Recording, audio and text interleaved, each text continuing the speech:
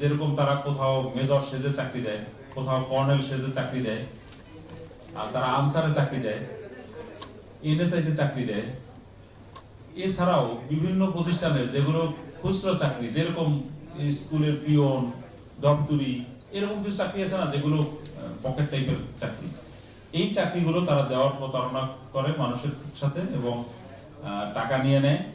টাকা নিয়ে তারপরে ভুয়া নিয়োগপত্র দেয়। আমরা তাদেরকে ধরতে পেরেছি, তারা এরকম দুটো ভুয়ো আর্মির নিয়োগপত্র নিয়ে সেনা সদরে জয়েন করতে গেছে দুইজন। তখন সেনা সদর দেখে অবাক যে এই জয়েনিং লেটার তো আমরা দিইনি। তো ওই লেটারটা এখানে আছে কিনা আমি জানি না, খুব সুন্দর মোটা সবুজ কাগজে করা, চমৎকার আমি দেখছি, এবং তাতে আমার একটা লেখা আছে দুর্নীতি থেকে দূরে থাকুন। তো যাই হোক, সবাইকে দূরে থাকতে বলছে, তাকে তো আর দূরে থাকতে বলে নাই, সে নিজে দুর্নীতির কাছে থাকবে, সবাই জন্য দূরে থাকে। তো ওইটা যখন হেডকোয়ার্টারে যায়, আর্মি হেডকোয়ার্টার, তখন তারা বলে যে না এটা তো আমাদের না, এটা ভুয়া। আশ্চর্যের আরো একটা বিষয় আছে, আমাদের এখানেও কিন্তু এরকম ভুয়া নিয়োগপত্র দিছিল সিআইডির নামে। সিআইডিতে আপনারা জেনে থাকবেন কিছুদিন আগে আমাদের নিয়োগ ছিল, তো সেই নিয়োগে নিয়োগ হয়ে গেছে, সবাই জয়েন করছে। এর মধ্যে দুজন আবার জয়েন করতে আসছে নিয়োগপত্র নিয়ে, যা সই করা নিয়োগপত্র নিয়ে আসছে তার কাছেই গিয়ে দিচ্ছে, আমি তো জয়েন করতে আসছি।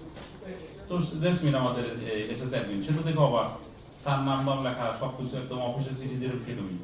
তো এই প্রতারকরা এভাবে বিভিন্ন মানুষকে প্রতারণা করে। সাধারণ মানুষ আসলে চাকরির তো প্রচুর চাহিদা আছে মার্কেটে, সেই সুযোগটাকে কাজে লাগিয়ে এই যারা এখন দেখবেন সাদা সাদা দাড়ি, সেই কিন্তু কর্নেল মেজর। সেই এখন তো আমরা চেহারা ধরার পর কেন যে চেহারা খারাপ হয় আল্লাহ জানে, আমি জানি না, ধরার পর চেহারা খারাপ হয়ে যায়।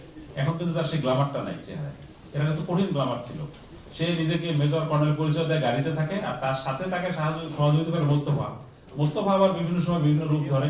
সে কখনো কখনো বলেছে যে এসটি ইমাম স্যারের সাথে তার এত ঘনিষ্ঠতা ছিল যে স্যার তাকে, মানে উনি রান্না না করে দিলে স্যার খেতে পারেন না, এইরকম বলে একজনের কাছ থেকে টাকা নিয়েছে। আল্লাহ ব্যস্ত নসিব করবে, এসটি ইমাম স্যার বেঁচে নেই। এবং সে অনেক বড় বড় তোফায়েল আহমদ স্যারের কথা বলে, সে অনেক লোকের কথা বলে যাদের সাথে মারাত্মক রাজনৈতিক ঘনিষ্ঠতা আমার আছে, এবং সেরকম বলে সেও মানুষের কাছ থেকে টাকা পয়সা নেয়। এবং এই টাকা পয়সা নিয়ে সে বিভিন্ন জায়গায় ইনভেস্ট করেছে, সে জমি জমা কিনেছে, ব্যাংকে কিছু টাকা পয়সা আছে, ব্যাংকের লেনদেনে আমরা ভালো তথ্য পেয়েছি, তো সেগুলো আমরা আরো ভেরিফাই করব, এবং যদি ওইরকম আয় বহির্ভূত থাকে তাহলে তার নামে মানি লন্ডারিং মামলা হতে হবে। এই প্রতারকদেরকে আমরা এখন কোর্টে পাঠিয়ে আমরা দেখি আবার রিমান্ড চাবো। রিমান্ড আনলে তখন হয়তো বিস্তারিত তার সহায় সম্পদ কোথায় কি আছে জানতে পারবো। এই হচ্ছে আমাদের প্রথম কিছুটা নিম্ন শ্রেণীর প্রতারকের কাজ। এরপরে বলেন এর যে তথ্য, এর তথ্য অনুযায়ী 10-12 বছর, কিন্তু দ্বিতীয় জন যে এই যে মোস্তফা আরো বেশি দিন যাবত জড়িত। মোস্তফাই প্রথম এই লাইনে দীর্ঘদিনের ক্যারিয়ার তার, এবং যিনি শাহাদাতের ক্যারিয়ার অল্প, কিন্তু শাহাদাত কমিশন র্যাঙ্ক থেকে শুরু করছে। শাহাদাত স্টার্টস ফ্রম ক্যাপ্টেন, সেই ক্যাপ্টেনের নিচে কোনো পরিচয় দেয় নাই, কিন্তু মোস্তফা তো অনেক জুনিয়র ছিল, সেই জন্য অনেক লম্বা ক্যারিয়ার লাগছে, বা শাহাদাত অল্প বয়সে কর্নেল হয়ে গেছে, 10-12 বছর। জি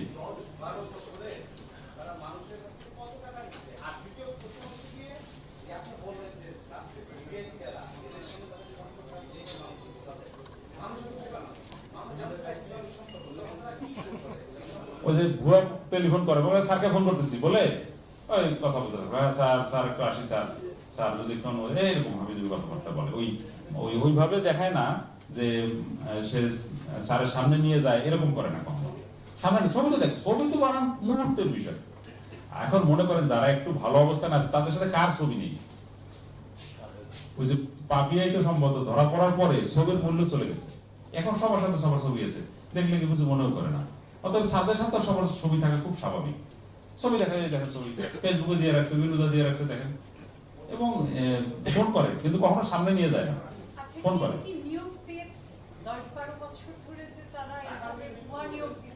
জি,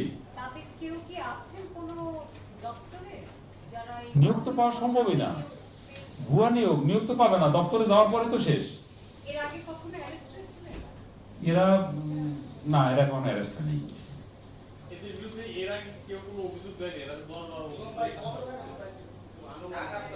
আমরা এই এখন লেটেস্ট যেগুলো পেয়েছি, যে কমপ্লেইন আছে আমাদের কাছে, আমাদের ভিকটিম আছে অনেকে, যে কমপ্লেইন আছে তাতে আমরা দেখছি 1-1.5 কোটি টাকা এখানে আছে। তো আপনি ধরেন 6 বছর যদি হয় 10 কোটি টাকা হওয়া বেশি কিছু না, স্বাভাবিক হতে পারে। জি আপা, আপনি কি বলছিলেন যেন ম্যাডাম? এখন পর্যন্ত এরকম ভাবে নিয়োগ পেয়েছে কি? নিয়োগ তো ভুয়া। যখন এখানে দুইজন আছে যে আর্মি হেডকোয়ার্টারে নিয়োগ পেয়েছিল, তো আর্মি হেডকোয়ার্টার যখন জয়েন করতে গেছে অবভিয়াসলি তারা বলছে না এই নিয়োগপত্র তো আমাদের না। 10-12 বছরের কখনো অ্যারেস্ট হয় না, অ্যারেস্ট নেই, অ্যারেস্ট নেই। তবে এই যে আর্মি হেডকোয়ার্টারে আমি দেখাই, দেখেন কি সুন্দর করে করা আছে, এই যে চমৎকার করে করা, হ্যাঁ সব চমৎকার করে করা, এবং এটা বিশ্বাসযোগ্য, এবং সে নিয়েই জয়েন করতে গেছে। দেখেন এই যে নিয়োগটি হারিয়ে ছিঁড়ে গেলে নিয়োগ বাতিল বলে গণ্য হবে, এই যে এই পাশে সিল দিয়ে দেখেন সব অফিসিয়াল যেসব ফর্মালিটিস থাকে এই সবই আছে, গোপনীয় এগুলো সব আছে, এবং এটা মানুষ বিশ্বাস মনে করে। হ্যাঁ, এরা অবশ্যই যারা এইসব কাজ করে, শোনেন আমরা যে কাজ করে ভাত খাই এটা অনেক সহজ, কিন্তু এরকম মানুষের চোখে প্রতিনিয়ত ধুলা দিয়ে ভাত খাওয়া অসম্ভব কঠিন। এখানে যদি আইকিউ সাধারণ মানুষের চেয়ে বেশি না থাকে, সে কোনোদিনও এই কাজ করতে পারবে না। অবশ্যই প্রতারকের আইকিউ বেশি থাকে, আবার যখন আমরা বেশি যাই তখন ওরা আবার নিচে পর্যায়ে ধরা পড়ে, আবার ও আবার আইকিউ সাফটার করে আবার বের হবে, তখন আবার আমাদের ওইখানে যেতে হবে। এটা ক্যাট অ্যান্ড মাউস খেলা, ওরা আগায় আমরা আগাই, ওরা আগায় আমরা আগাই, এরকম হয়। এখন ধরা পড়ছে, এখন ওর আইকিউ খারাপ হয়ে গেছে, আবার কিছুদিন পর আইকিউ ঠিকঠাক করে বের হবে, আবার আমরা ধরবো। হ্যাঁ না, আমাদের কাছে তো ব্যর্থতা কেন হবে? আপনার কাছে তো কমপ্লেইন থাকতে হবে। জি না না না,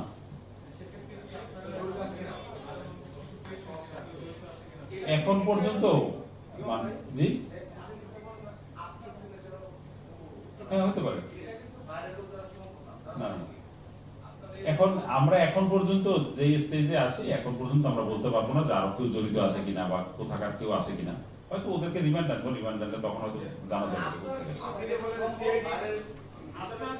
না, হয়তো এমন হতে পারে যে ওখানে কেউ চাকরি করছিল রিটায়ার্ড, এরকম অনেক লোক থাকে যারা চাকরি করছে, চাকরি করে আসছে, এখন চাকরি করে না বা চাকরি নাই, চাকরি যায়ও কিন্তু প্রচুর লোক, তারা হয়তো এটাকে উপরে থাকতে পারে, নিয়ে আসছে।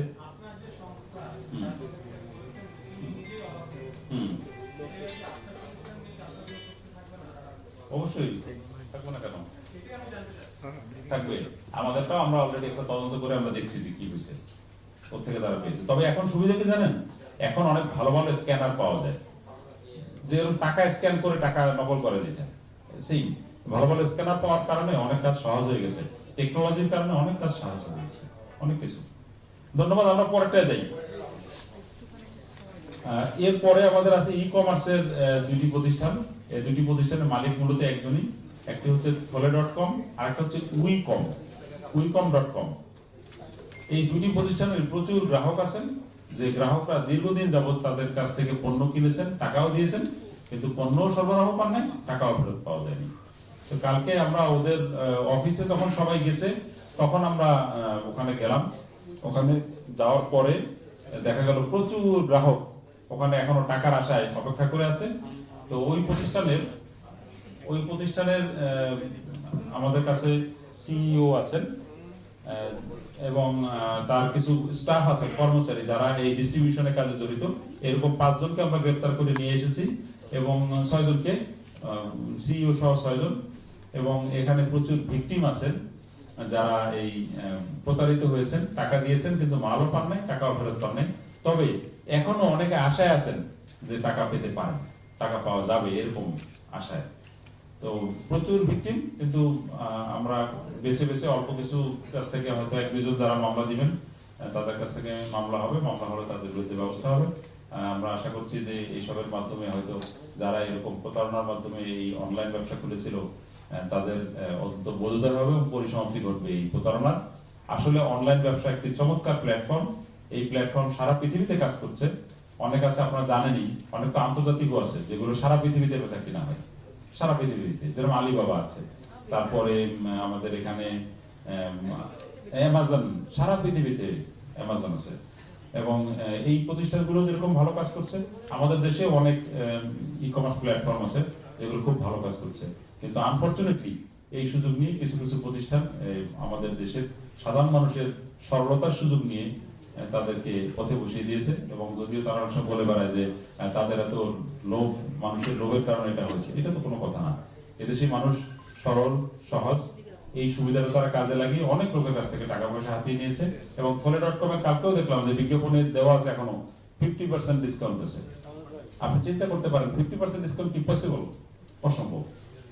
একটা জিনিসের দাম 50% ডিসকাউন্ট করা যায় না। 10%, 15%, 20% ঠিক আছে, কিন্তু এত করা যায় না। কিন্তু তারা সেভাবে ডিসকাউন্ট দিয়ে এখনো তাদের বিজ্ঞাপন দেওয়া আছে।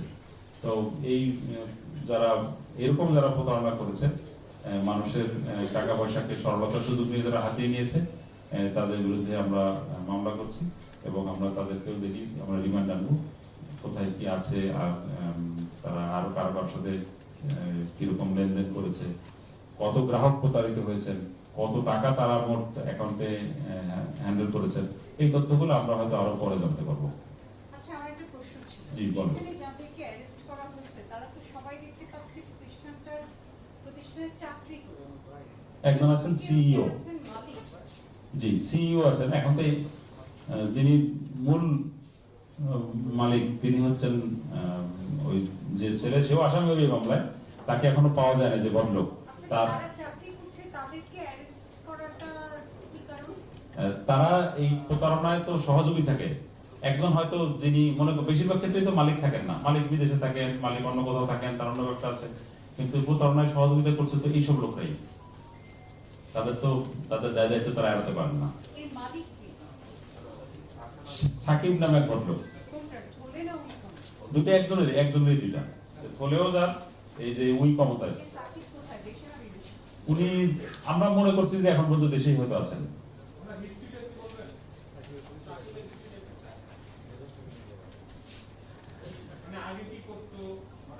আগে সে চাকরি করতো এক জায়গায়। আমার মনে হয় এত সব তারা আগে ব্যক্তিগত বিষয় নিয়ে আমরা ঘাটাঘাটি না করি। আমার মনে হয় ঠিক আছে ওগুলো। উনি কি আর্মিতে চাকরি করতে নাকি? জি, সাকিব কি আর্মিতে চাকরি করতে নাকি? আর আর্মিতে? না না না না, আমার মনে হয় তার এই ব্যক্তিগত বিষয়গুলো নিয়ে ঘাটাঘাটি করাটা আমার মনে হয় না যে সঠিক হবে। আমরা সে যে অন্যায় করেছে সেটা আমরা বলেছি, সেই অনুযায়ী ব্যবস্থা হবে। মানে আপনি ট্র্যাক জানতে যাচ্ছেন তো? ঠিক আছে। সে আগে চাকরি করতো। আসলে এখানে শোনেন, যারা এই ব্যবসায় এসেছে, এই ই কমার্স প্ল্যাটফর্মে এসেছেন, এর ম্যাক্সিমাম লোকই ইয়াং, কোনো না কোনো জায়গায় তারা চাকরি বাকরি করেছেন, চাকরি বাকরি করে দেখেছেন যে এই ব্যবসাটি ভালো, এটি করা যায়, এরকমই চিন্তা ভাবনা ছিল। ধরেন ইভ্যালিডকে যখন ধরা হলো, জি। তখন রাসেল এবং ওনার ওয়াইফকে ধরা হচ্ছে, চেয়ারম্যান এবং এমডি, তাদের তো কোনো স্টাফকে ধরা হলো। স্টাফ পেতে হবে তো। আপনি তো চাইলেই যদি মনে করেন যে আমি এখন সবাইকে ধরে ফেলবো, এটা কি পসিবল? না, আপনাদের পেতে হবে। তাহলে না, তারা তো প্রকাশ্যে আছেন, তাহলে অন্য প্রতিষ্ঠানের ক্ষেত্রে যারা চাকরি করছেন তারা অ্যারেস্ট হচ্ছেন কেন? আমরা এক যাত্রায় দুই যাকে আপনার প্রথম হলো পেতে হবে, যেহেতু ওখানে চেয়ারম্যানকে পাওয়া গেছে, ডাইরেক্টরকে পাওয়া গেছে, আরো ধরা হয়েছে, ওখানে কর্মচারী ধরা হয় না তা না, ওখানেও কর্মচারী কিন্তু অ্যারেস্টেড আছে।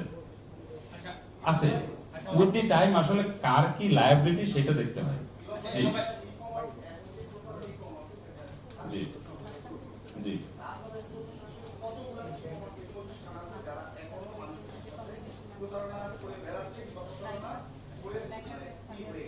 আমাদের কাছে একটা শর্ট লিস্ট আছে, তাতে প্রায় 60টি প্রতিষ্ঠানের নাম আছে। তার মধ্যে 30-32টা প্রতিষ্ঠানকে আমরা এখন মনিটর করছি।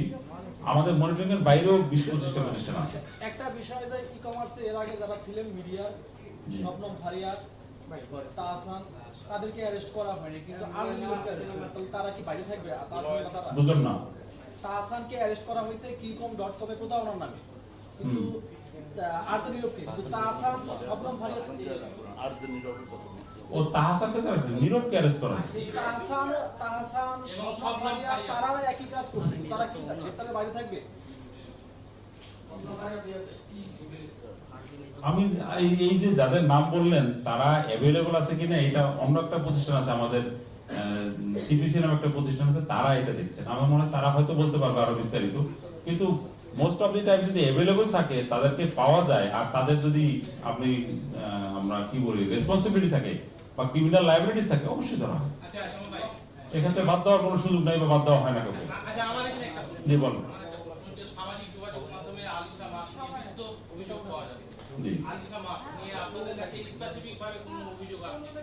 আলিশা মাস, আমি একটা কথা আপনাদেরকে বলি, যদি একজনে বললেই তো আর সেই একজনের কথা অনুযায়ী কাজ করা যায় না। একটা নির্দিষ্ট সিস্টেম আছে, যে সিস্টেমে আমরা খোঁজ খবর নেই, বিভিন্ন জায়গায় দেখি, তারপরে একটা সিদ্ধান্ত, এবং এই সিদ্ধান্ত আমাদের মতন মাঠের লোকরাও নেয় না, আমাদের যারা সুপারভাইজার আছেন, যারা সিনিয়র লোক আছেন, তারাও দেখেন, তারপর সিদ্ধান্ত নেন। তো প্রতিটি তো ধীরে ধীরে হচ্ছে। হ্যাঁ, যদি কারো থাকে, নালিশ থাকলে ডেফিনেটলি আমাদের তো মিডিয়া মনিটর করছে, এই সোশ্যাল মিডিয়া মনিটর করছে, তারা দেখবে। আমার ধারণা এটি আমাদের কারো চোখে এড়াবে না। জি,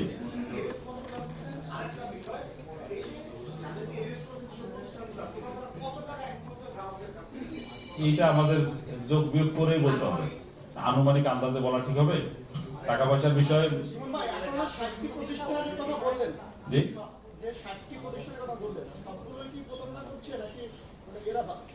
আমরা ইনিশিয়ালি এইগুলোকে যে আমরা এগুলোকে চেক করব, এর মধ্যে কেউ ভালো থাকলে ভালো থাকবে, আছে না ভালো প্রতিষ্ঠান তো এখনো কাজ করছে, করে না? তাদের মধ্যে কেউ আছেন যারা অলরেডি ঠিক হয়ে গেছেন, তারা এখন ঠিক মতন পণ্য দিচ্ছেন, কেউ আছে এখন পণ্য দেওয়া বন্ধ করে দিয়েছেন। এই যে একটা ধরাধরি হচ্ছে, অনেকে বন্ধ করে দিয়েছেন। আসলে তো এটা একটা ক্রিটিক্যাল টাইম। তো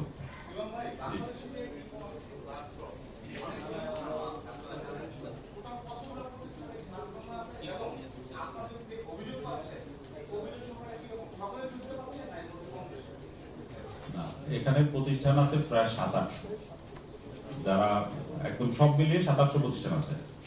ফেসবুক ভিত্তিকও আছে কিন্তু প্রচুর। যেরকম মনে করেন অনেক ভদ্র মহিলা আছেন, ঘরে বসে ফেসবুকের মাধ্যমে উনি এরকম কাপড় চোপড় বেচা কিনা করেন, খাবার বেচা কিনা করেন, অনেক প্রতিষ্ঠান আছে 700-800। এর মধ্যে আমরা যেগুলোর নামে নালিশ হয়, মূলত নালিশ মানুষ এমনি করে না। বাংলাদেশের লোক অনেক ধৈর্যওয়ালা, তারা যখন দেখে যে অপেক্ষা করতে করতে করতে করতে তারপরেও হয় না, তারপরেও যারা অল্প টাকা পয়সা, সে আবার নালিশ করতে আসে না, মনে করে এই টাকার জন্য আবার থানায় যাবো, মামলা করবো, দরকার নেই। যখন এটা এমন বড় হয়ে যায়, বেশি হয়ে যায়, মনে করেন 5টা মোটরসাইকেল ডিমান্ড দিচ্ছিল, তার অ্যামাউন্ট একটু বড়, সে তখন এর জন্য সামনে আগায়। কিন্তু খুব ছোটখাটো বিষয় সহজে কেউ কমপ্লেন করতে চায় না। আমার ধারণা এটা 30-35টা, এর বেশি না, এর খুব বেশি হবে না। তো আমি তো বললাম অনেক ভালো প্রতিষ্ঠান আছেন যারা এখনো কাজ করছেন এবং কাজ করতেছেন। এবং এই ই কমার্সের প্ল্যাটফর্ম, এটা আমাদের অর্থনীতির জন্য অসম্ভব গুরুত্বপূর্ণ, কিন্তু সেটা হতে হবে প্রতারণা মুক্ত। আপনি মানুষের কাছ থেকে টাকা নিয়ে মানুষকে পণ্য সরবরাহ করবেন, এটাই হতে হবে স্বাভাবিক নিয়ম, এবং এখন সেটা অনেকে করছে। ফলে এখন দেখবেন যে এরপরে সেকেন্ড জেনারেশন যেটা হবে, ই কমার্সের ফার্স্ট জেনারেশনের এখানে হয়তো শেষ হবে, সেকেন্ড জেনারেশন যারা আসবে তারা আবার এই জিনিসগুলো মাথায় থাকবে না, তারা দুর্নীতির কথা চিন্তাও করবে না, তারা প্রতারণার কথা চিন্তাও করবে না, ওরা একেবারে ফ্রেশ স্টার্ট করবে, চমৎকার হবে। তো আমার মনে হয় যে আমরা শেষ করি, অনেক প্রশ্ন উত্তর হলো। বলেন।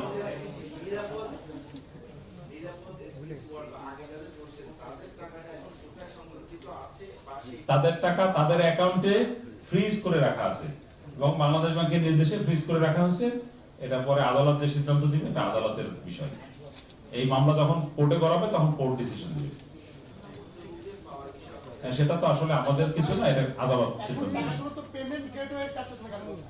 না, পেমেন্ট গেটওয়ে না, অনেক টাকা তাদের ব্যাংক অ্যাকাউন্টেও আছে। পেমেন্ট গেটওয়ে যেটা আছে, দ্যাট ইজ অলসো ফ্রিজ, ওটাও ফ্রিজ করা। এখন ভুক্তভোগীদের অভিযোগ ম্যাক্সিমাম আমরা কথা বলেছি, তারা এখন ই-কমার্স প্রতিষ্ঠানের চেয়ে পেমেন্ট গেটওয়েকে দায়ী বেশি করছে। পেমেন্ট গেটওয়ের বিরুদ্ধে মামলা হবে, দেখবেন যারা এরকম অন্যায় করেছে, প্রতারণা করেছে, এরকম টাকা আটকে রেখে তাদের বিরুদ্ধে ব্যবস্থা হবে, দেখবেন। এবং এটি এই যে টাকা দেওয়ার, অনেকের মনে প্রশ্ন থাকতে পারে, আমি জানি না, গ্রাহকরা যেরকম আমাদের কাছে বলে যে স্যার আমাদের টাকাটা আমরা ফেরত পাবো কিনা, যে ভাই আমাদের টাকাটা ফেরত পাবো কিনা। আসলে টাকা ফেরত দেওয়ার সুযোগ আমাদের হাতে কোথাও কিছু নেই। এটি হয়তো পরবর্তীতে আদালত যদি চিন্তা করে, আদালত করতে পারে, গভর্নমেন্ট হয়তো চিন্তা করতে পারে, বাট এটি একেবারেই পুলিশের বিষয় না। ধন্যবাদ সবাইকে, ভালো থাকেন।